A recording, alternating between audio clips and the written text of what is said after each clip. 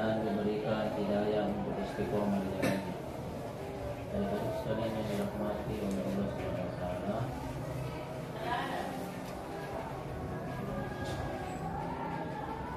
pada kesempatan yang baik ini mari kita ambil waktu sejenak untuk merenungi kehidupan kita setelah meninggalkan dunia ini, yaitu kehidupan di alam kubur, dan bagaimana sholat 5 waktu akan sangat membantu kita dalam menjalani kehidupan setelah meninggal. Hal ini penting karena apapun keadaan kita saat ini, semua akan bermuara pada kehidupan abadi di akhirat yang dimulai dari alam kubur.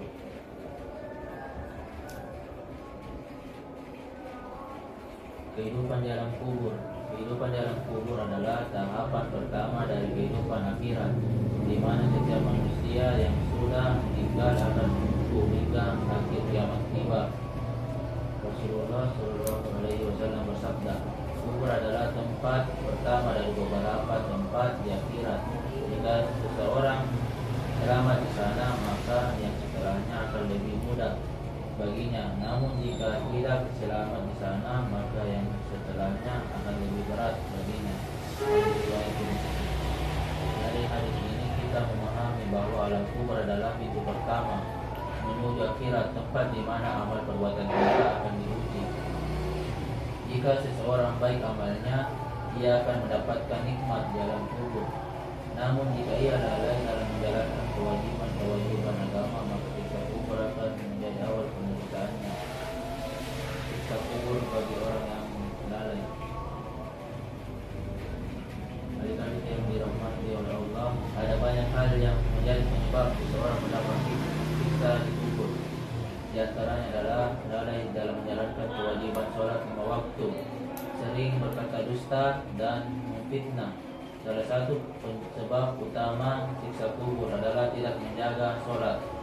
Dalam sebuah hadis disebutkan, Rasulullah Shallallahu Alaihi Wasallam ketika melewati 2 kuburan berkata, kedua penghuni kubur ini sedang disiksa, dan tidaklah mereka disiksa karena dosa besar, salah satunya disiksa karena tidak menjaga diri dari ithmi, sedangkan yang satunya lagi disiksa karena suka mengadu domba. Hadis riwayat Bukhari.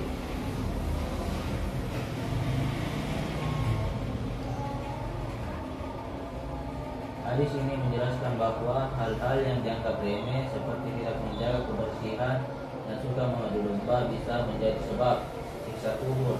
Bagaimana lagi dengan sholat yang merupakan tiang agama dan kewajiban yang besar dalam Islam. Oleh karena itu sangat penting bagi kita untuk menjaga sholat agar selamat dari siksa kubur. Sholat 5 waktu sebagai bekal kita di alam kubur. Adik-adik yang dimuliakan oleh Allah Subhanahu wa taala, sholat adalah amalan pertama yang akan dihisab di akhirat. Rasulullah Shallallahu Alaihi Wasallam bersabda, amalan yang pertama kali dihisab dari seorang hamba pada hari kiamat adalah sholat. Jika sholatnya baik, maka baiklah seluruh amalannya, dan jika sholatnya rusak, maka rusaklah seluruh amalannya. Sholat adalah tiang agama, pilar yang menjaga kita dari perbuatan keji dan munkar. Ketika kita menjaga sholat, sholat itulah yang akan datang sebagai pelindung kita di alam kubur. Sholat 5 waktu bukan hanya rutinitas harian, melainkan pertemuan kita dengan Allah, tempat kita memohon ampunan, memohon petunjuk, dan menguatkan iman kita. Sholat mengingatkan kita setiap hari akan hakikat kehidupan yang sesungguhnya, bahwa kita hidup bukan hanya untuk dunia saja, tetapi untuk akhirat.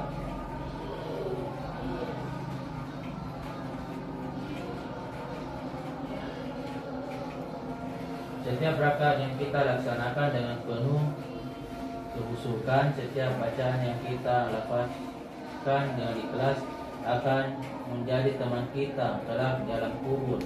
Sholat yang baik dan khusyuk akan menjadi cahaya penerang dalam gelapnya alam kubur. Pentingnya menjaga waktu sholat.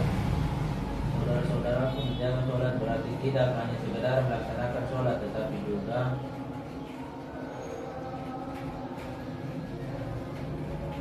mengerjakannya tepat waktu dan dengan khusyuk. Allah Subhanahu wa taala berfirman dalam surah Al-Baqarah ayat 238, peliharalah segala sholatmu dan peliharalah sholat dan berdirilah karena Allah dalam sholatmu dengan khusyuk. Mengerjakan sholat tepat waktu menunjukkan kedisiplinan dan kepatuhan kita kepada Allah. Dengan menjaga waktu sholat, kita akan terbiasa mengutamakan Allah dalam segala hal. Kita mengutamakan Allah di atas urusan duniawi, sehingga hati kita menjadi dekat kepadanya.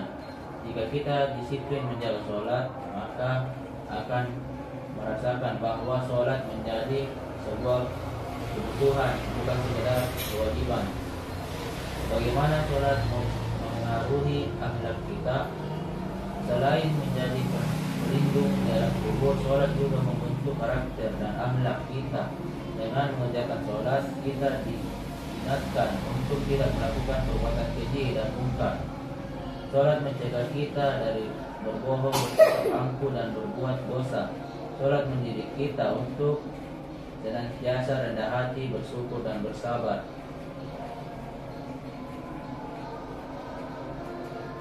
Ketika kita menjaga sholat dengan baik, kita juga menjaga hati dan pikiran kita. Sholat menjadi mengingat bahwa setiap perbuatan kita akan dipertanggungjawabkan baik di dunia maupun di akhirat. Maka sholat yang khusyuk dan ikhlas akan membantu kita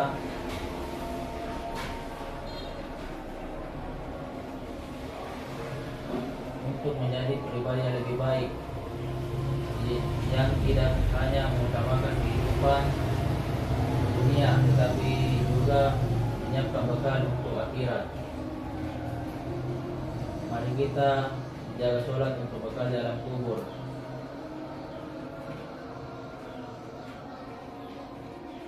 Adik-adik yang dimuliakan oleh Allah Subhanahu wa taala, kehidupan dunia ini hanyalah sementara, dan alam kubur adalah awal dari perjalanan panjang menuju kehidupan yang abadi.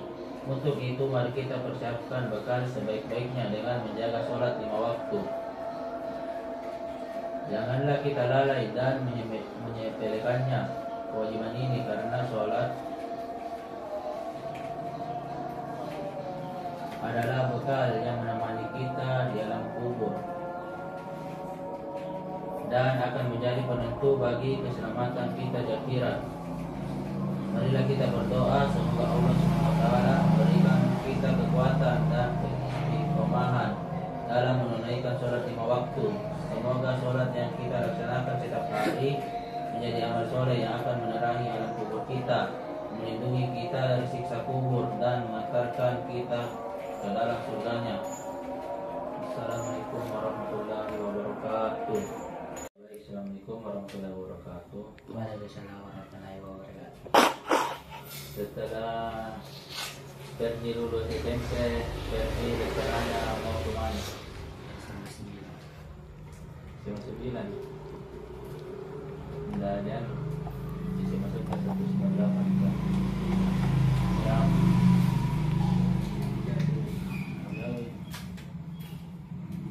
apa itu sekolah lanjutan? Sekolah lanjutan adalah semua jenis sekolah-sekolah dan kursus-kursus yang memberi pelajaran lanjutan di atas sekolah rendah. Tips memilih sekolah lanjutan setelah lulus SMP. Jenis sekolah lanjutan: yang pertama sekolah menengah atas SMA, yang kedua sekolah menengah kejuruan SMK, yang ketiga madrasah aliyah MA. Fokus sekolah menengah atas SMA: yang pertama berorientasi pada peningkatan pengetahuan, yang kedua hanya mempunyai maksimal 3 jurusan: IPA, IPS, bahasa, dan agama. Kalau di sekolah madrasah, keempat siswa diproyeksikan untuk melanjutkan ke perguruan tinggi. Yang kelima, materi pelajaran lebih banyak ke arah teoritis, sedangkan SMK itu fokus sekolah menengah kejuruan. Yang pertama, berorientasi pada peningkatan keterampilan khusus, mempunyai banyak jurusan hingga mencapai 160 jurusan di Indonesia. Yang ketiga, siswa diproyeksikan untuk dapat langsung bekerja setelah lulus sekolah. Materi pelajaran lebih banyak ke arah praktek. Sedangkan Madrasah Aliyah MA yang pertama berorientasi pada peningkatan pengetahuan umum dan agama. Yang kedua, hanya mempunyai maksimal 3 jurusan, IPA, IPS, dan agama. Yang ketiga, siswa diproyeksikan untuk melanjutkan perguruan tinggi dan berlanjut materi pelajaran lebih banyak ke arah teoritis dan pemahaman tentang keagamaan. Adapun langkah-langkah memilih jenis sekolah lanjutan. Yang pertama, menentukan tujuan setelah lulus sekolah menengah. Yang kedua, mempersiapkan diri sedini mungkin. Yang ketiga, pertimbangkan bakat yang Anda miliki. Yang keempat, pertimbangkan sifat-sifat yang Anda miliki. Yang terakhir, diskusikan pertimbangan Anda dengan teman dan keluarga maupun orang tua. Pilihan jurusan di SMA yang perlu kamu ketahui. Di SMA terdapat 3 jurusan yang nantinya menjadi opsi untuk kamu pilih. Di antaranya ialah IPA, IPS, dan bahasa. Banyak dari teman-teman bingung kira-kira ingin melanjutkan yang mana, apakah IPA, IPS, atau bahasa. Karena pilihan ini nanti bisa menggambarkan jurusan kuliah yang hendak nantinya kamu ambil. Yang pertama, IPA atau MIPA, yang memiliki kepanjangan matematika dan IPA. Ini adalah jurusan yang paling banyak ditemui di SMA. Jurusan IPA adalah jurusan yang paling dominan dan memiliki murid banyak. Di IPA kamu akan belajar tentang ilmu eksak seperti matematika, fisika, kimia, dan biologi. Keempat, mata pelajaran tersebut wajib kamu kuasai. Jika kamu memilih IPA, berarti kamu harus siap dengan pelajaran berhitung dan menganalisis. Banyak orang yang tidak ingin masuk IPA atau bahkan terpaksa masuk IPA, padahal prospek kuliah ke depan untuk anak IPA sangatlah besar. Kamu bisa masuk kedokteran, teknik, ilmu eksak. Sedangkan IPS, jurusan IPS juga tidak kalah saing dengan jurusan IPA. Mengandalkan hafalan dan pemahaman membuat anak IPS unggul di bidang ilmu pengetahuan sosial. Kenapa bisa begitu? Jurusan IPS menawarkan mata pelajaran peminatan, diantaranya ekonomi, geografi, sejarah, dan sosiologi. Di jurusan IPS kamu akan banyak menghadapi tentang materi pemahaman, hafalan, dan lebih sedikit perhitungan. Inilah yang menjadikan alasan mengapa IPS menjadi jurusan alternatif selain IPA. IPS menjadi minoritas di kawasan. Yang bisa kamu cicipi adalah ekonomi, sejarah, manajemen, dan ilmu yang berhubungan dengan sosial. Lainnya, bisa dibilang jurusan ini sangat banyak ditemui di perkuliahan. Jadi kamu akan memiliki prospek masuk jurusan yang kamu inginkan. Bahasa. Opsi lain yang kamu bisa pilih adalah bahasa. Memang tidak setiap SMA memiliki jurusan bahasa. Walaupun demikian, jurusan ini mengedepankan keahlian dalam berbahasa, entah itu bahasa asing maupun bahasa Indonesia. Selain kemampuan dalam berbahasa, kamu juga pandai dalam budaya. Di jurusan ini, kamu akan menghadapi mata pelajaran peminatan yaitu bahasa Indonesia, bahasa Inggris, bahasa asing lainnya. Setiap sekolah berbeda-beda, dan antropologi. Jurusan bahasa memang cukup langka di jenjang SMA, dan bahasa yang dipelajarinya pun juga tergantung tenaga pendidik yang tersedia. Baik, itulah tadi materi dari saya. Sekian, Assalamualaikum warahmatullahi wabarakatuh. Waalaikumsalam warahmatullahi wabarakatuh.